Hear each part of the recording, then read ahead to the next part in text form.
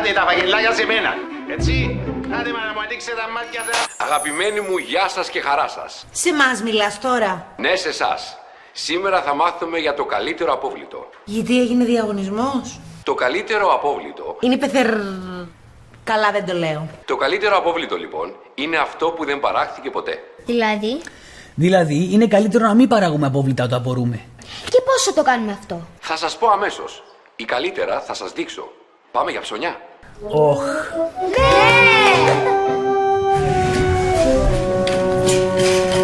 Πάλι μαζί. Συγγνώμη, αλλά πώς αποφύγουμε να κάνουμε απόβλητα στην υπεραγορά? Ψωνίζοντας έξυπνα μπορούμε να μειώσουμε τα απόβλητά μας. Φέρατε το πιο σημαντικό. Το πορτοφόλι, ναι, το έφερα. Εκτός το πορτοφόλι, πολύ σημαντική είναι και η λίστα με τα ψώνια.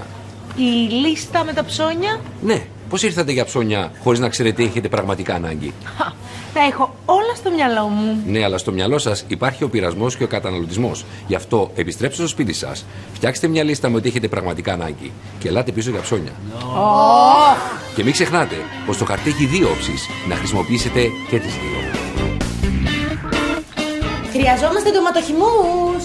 Πόσους? Βάλε 3. Μαμά, μας στείλεις ο χυμός πορτοκάλι. Βάλε 9 μικρά κουτάκια. Μας τελείωσαν τα μακαρόνια. Βάλε 2. Σιγά ανθρωπέ μου με τα μακαρόνια σου, πώς κάνεις έτσι? Δημητριακά γράψε. Μαμά, μας στείλησαν και η ξηρικαρπή. Εντάξει, γράψε 3 μικρά σακουλάκια. Βάλε 2 συσκευασίες με μικρά μπουκάλια νερού. Γάλα, αυγά και ψωμί. Τα σημείωσα όλα. Πάμε.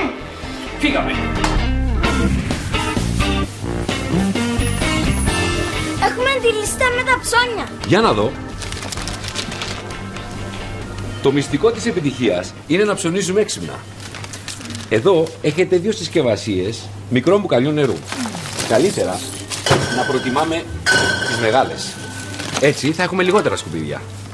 Δηλαδή, μια μεγάλη συσκευασία φρέσκου γάλακτος παράγει λιγότερα σκουπίδια από 2 μικρότερες. Σωστά. Τι ωραίο πακέτο. Εκτός του πακέτου που σας εντυπωσίασε, το προϊόν που κρατάτε στα χέρια σας το έχετε πραγματική ανάγκη? Μεγάλη. Όχι. Ίσως. Τη βοήθεια του κοινού. Όταν θα το χρησιμοποιήσετε, θα πετάξετε στα σκουπίδια πολλά περιτυλίγματα και συσκευασίες που δεν θα τα χρησιμοποιήσετε ποτέ ξανά. Ναι, αλλά είναι τόσο όμορφο. Δεν έχετε ψυχή. Καταλαβαίνεις πως με το που θα πάμε σπίτι θα το ανοίξουμε και το κουτί του θα καταλήξει στα σκουπίδια. Εντάξει, θα πάρω το άλλο, που είναι πιο απλό και φτηνότερο.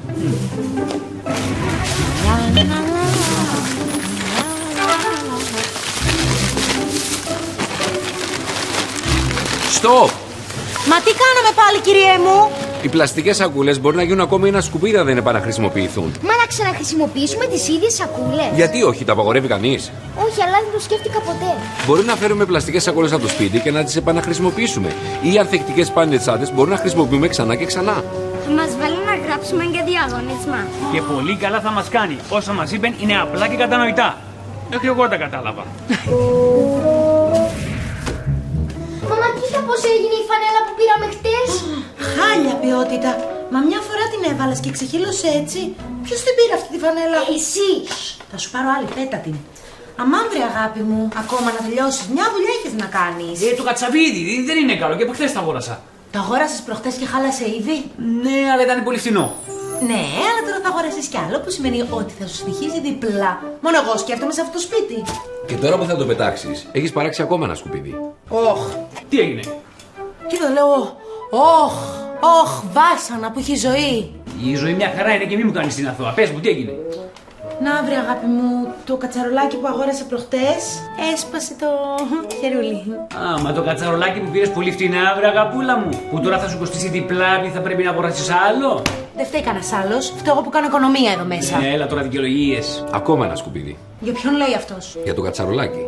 Α, Καλύτερα να προτιμούμε προϊόντα που είναι πιο ανθεκτικά. Προϊόντα που δεν θα φθαρούν ούτε θα καταστραφούν σύντομα. Με αυτόν τον τρόπο δεν θα χρειαστεί να τα αντικαταστήσουμε με άλλα.